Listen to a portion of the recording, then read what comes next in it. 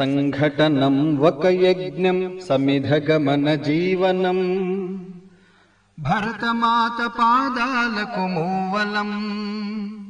ఆమె మోము పైన చిరునవ్వులం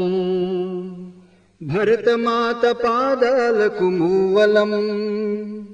ఆమె మోము పైన చిరునవ్వులం గలగల పారే ఆ జలపాతం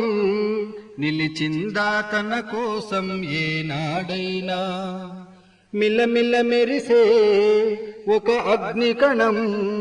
మిగిలిందా తన కోసం ఏ క్షణమైనా తరతరాల భారతీయ తాపసులది ఈ మార్గం